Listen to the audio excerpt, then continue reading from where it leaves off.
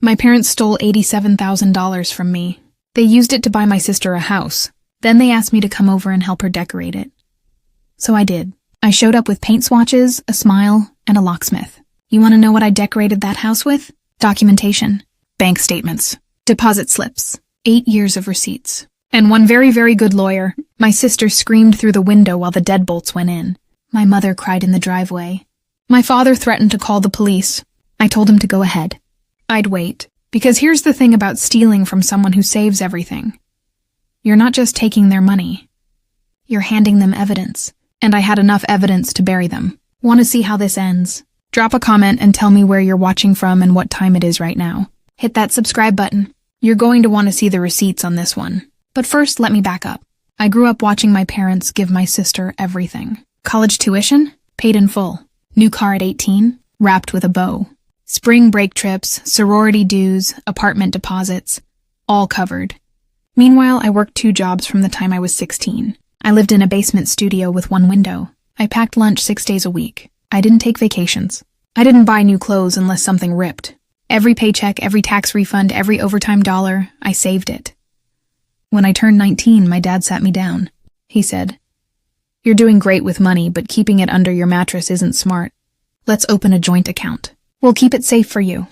I trusted him, so we opened the account together, joint signers, his name and mine. Over the next 8 years, I deposited every bonus, every raise, every side gig payment, $87,242. Not 1 penny came from them, but I didn't worry, because I kept records. Call it paranoia. Call it a habit. I kept every deposit slip, every bank statement, every email. I had a spreadsheet that matched every single deposit to a pay stub. I'm the kind of person who screenshots text messages and saves receipts in labeled folders. It drove my ex crazy, but it saved my life. 6 months ago, I started house hunting. I had enough for a down payment. I was ready. Then my mom called. She was so excited she could barely get the words out. "Honey, we have amazing news. We helped your sister buy her first house." I smiled. I said, "That's great, Mom. Good for her." Then she said it. "We use the joint account. Your dad's a co-signer, so technically it's family money. But don't worry, you weren't using it right now anyway." I went completely still. What? The account. We withdrew it for the down payment. It's fine. It's still in the family. I didn't yell. I didn't cry. I just sat there with the phone against my ear, silent. She kept talking. "Your sister needs help decorating. You have such good taste. Can you come by Saturday and give her some ideas? She's thinking neutrals." I heard my sister's voice in the background. "Let me talk to her." Then my sister got on the line. "Oh my God, you have to see it. It's perfect. 3 bedrooms, huge backyard. I'm thinking beige and white for the living room. You're so good at this stuff." I opened my banking app while she talked. Balance, $0.00. I said, "I'll come by Saturday." My sister squealed. "Thank you. I knew you'd help. Love you." I hung up. Then I stared at that zero for a long time. 8 years of work, gone in one withdrawal. I didn't call them back that night. I didn't say what I was thinking. I just said I'd come by Saturday. I didn't say what I'd bring. That night I called the bank. I explained the situation. I asked if I could reverse it. The representative was polite but firm. "Ma'am, both account holders have full withdrawal rights. If your father authorized the transaction, it's legal. There's nothing we can do." I hung up and sat on my floor. 8 years, erased with 1 signature. I thought about confronting them, but I already knew how that would go. Every time I'd ever set a boundary, it was the same story. "You're being selfish. Family comes first. Why are you always so difficult?" I thought about letting it go. Maybe they were right. Maybe I should have just been happy for my sister. Maybe this was what family did. For about an hour, I believed I'd lost. Then I looked at my file cabinet. I pulled the bottom drawer open. Inside were 8 years of paper-clipped bank statements, a binder full of deposit slips, every email I'd ever sent my dad about that account. I didn't sleep that night. By sunrise, I had all of it organized in 1 stack, and I had a lawyer's phone number pulled up on my screen. I called the second they opened. The lawyer's office was small, cluttered, real. I walked in with my binder and set it on his desk. He raised an eyebrow. "Tell me what happened." I did. 3 minutes, no emotion. He opened the binder, flipped through the deposit slips, checked the dates against my pay stubs. Then he looked up. Did your parents ever contribute to this account? Not a dollar. He leaned back. This isn't a gray area. This is conversion. Possibly theft. You have standing. I felt my chest unclench for the first time in 2 days. Can I get it back? He smiled. Not cruel. Just certain. Better. If the house purchase is still in escrow or recently closed, we can freeze it. If it's finalized, we place a lien. Either way, they can't ignore you. He pulled out a legal pad and started writing. I'm going to need copies of everything. Statements, deposit records, any communication about the account. I slid a thumb drive across the desk. It's all there, organized by year. He looked at me for a long moment. You're going to win this. I walked out of that office with a retainer agreement and a plan, and for the first time in 48 hours, I felt like I could breathe. But I knew this was just the beginning. I didn't go to the house that Saturday. Instead, my lawyer sent a demand letter, certified mail, signature required. It was 1 page. Professional. Clear. Return $87,000 within 72 hours, or we will file a civil claim and place a lien on the property located at... My dad called 6 minutes after he signed for it. I didn't pick up. He left a voicemail. I still have it saved. What the hell is wrong with you? You're going to sue your own family? Over money we helped you save? You're out of your mind. If you go through with this, don't ever contact us again. My mother called next. She cried. Sweetheart, please. You're ruining your sister's fresh start. She finally has something of her own. Why are you doing this? We raised you better. Then my sister started texting. You're insane. Mom and Dad gifted this to me. You're just jealous I have a house and you're still renting. Everyone's going to know what you really are. I didn't reply to any of it. I screenshot every message and forwarded them to my lawyer. He replied in 4 words, let them keep talking. 72 hours came and went. No apology, no payment, no acknowledgement, just threats. So I told my lawyer to move forward. And that's when we found the second receipt, the one that changed everything. My lawyer subpoenaed the escrow records from the title company. It took 1 week. When the documents came back, he called me into his office. He didn't say hello. He just slid a piece of paper across the desk. It was a gift affidavit, signed by both my parents. It stated, under penalty of perjury, that the $87,000 was a gift from the undersigned parties, and that said funds are the sole property of the donors and are not subject to claims by third parties. That was a lie, and it was notarized. Then he showed me the wire transfer receipt, source account, the joint account, the one I funded. My lawyer's voice was calm, but I could hear the edge. They committed fraud on a federal mortgage document. But he wasn't done.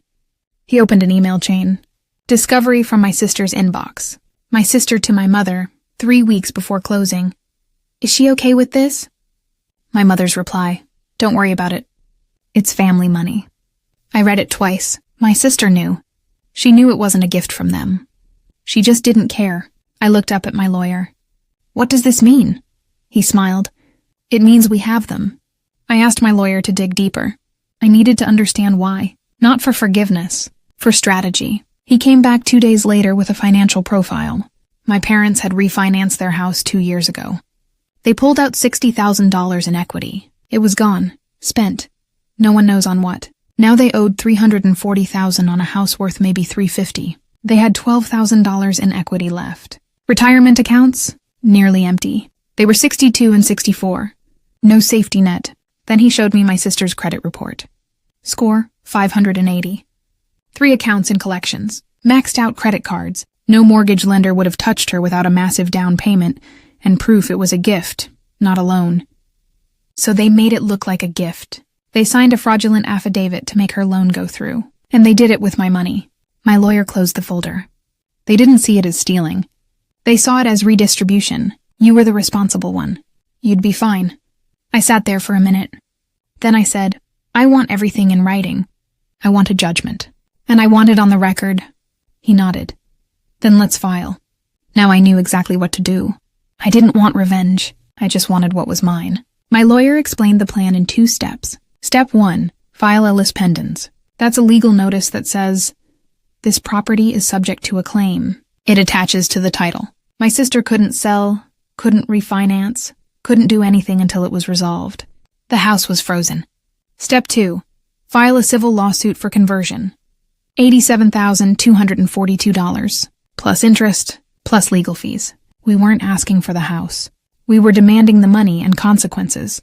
My lawyer filed everything on a Wednesday morning. By Thursday, my sister's real estate agent was calling her in a panic. By Friday, my parents' lawyer reached out to settle.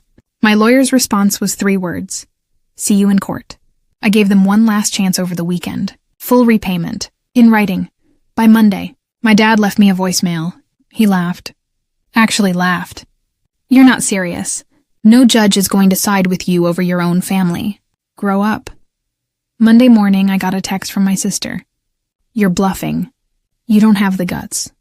Tuesday, I showed up at the house with a locksmith and a court filing in my bag. The settlement conference was scheduled 3 weeks later. It wasn't a grand courtroom. It was a small conference room with fluorescent lights and a long table. The judge sat at the head, my lawyer and I on one side. My parents, my sister, and their attorney on the other. No one looked at me. The judge opened the file. We're here to discuss the plaintiff's claim of conversion in the amount of $87,242. Counselor, please present your case. My lawyer didn't waste time. He opened his laptop, pulled up the first document. On the screen, my deposit log. 127 deposits over 8 years. Every single one traced to my employer. Your Honor, the plaintiff funded this account in its entirety. Not $1 came from the defendants. Next document. The fraudulent gift affidavit. The defendants signed this affidavit under penalty of perjury, claiming the funds were their sole property. That is false. Next, the wire transfer receipt. The funds came directly from the joint account number ending in 4452, which, as established, was funded entirely by the plaintiff. Last, the email. And this email, from the defendant mother to the defendant sister, shows prior knowledge. Quote, don't worry about it. It's family money. The judge looked at my parents' lawyer. Does your client dispute any of these facts? Silence. Counselor? The lawyer cleared his throat. Your Honor, the account was joint. My clients believed. I didn't ask what they believed. I asked if they dispute the facts. No, Your Honor. The judge turned to my father. Sir, did you contribute any funds to this account? My dad's face went red. It was for family. We were helping. That's not what I asked. Did you deposit money into this account? No, but... Then this is conversion. Plain and simple. The judge looked back at the file. Judgment for the plaintiff. Defendants will repay $87,242 plus $4,200 in accrued interest plus $6,500 in plaintiff's legal fees. Total, $97,700. Payment due in 30 days, or the property will be sold by court order to satisfy the judgment. My sister started crying. My mother reached for my arm in the hallway afterward. Please, we're family. I looked at her. You should have remembered that before you stole from me. I walked away. The gavel had already come down. They paid. 28 days later, the full amount hit my new account.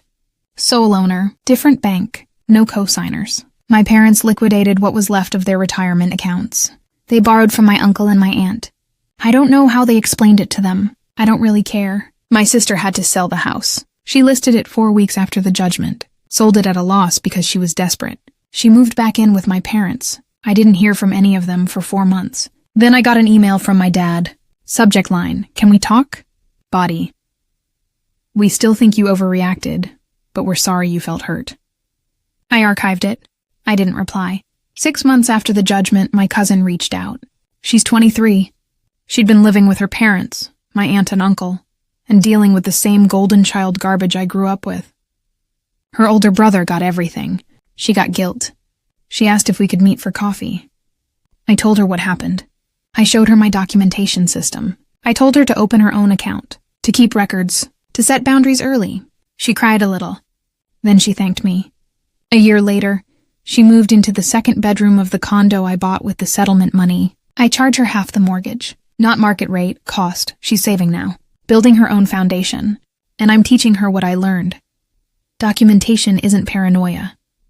It's protection. I don't have any photos of my family on my walls. I have one picture. It's from a solo hiking trip I took last fall. Just me. Just peace. My parents wanted me to decorate a house they bought with my money. So I did. I decorated it with locks, liens, and legal documents. Then I bought my own place and built my own foundation. I didn't do this for revenge. I did it because I deserve to be seen. And sometimes being seen means standing alone. Family is supposed to protect you, not fund themselves with your future. Here's my question for you. Was I wrong to take them to court? Or should I have just walked away? Drop your honest answer in the comments. I read every single one. And if this story helped you see your own situation a little more clearly, hit that subscribe button. New story every week. Remember, boundaries aren't cruel. They're survival. This has been a fictionalized dramatization for educational and entertainment purposes. It is not legal or financial advice. Always consult a qualified professional for your specific situation. Thanks for watching.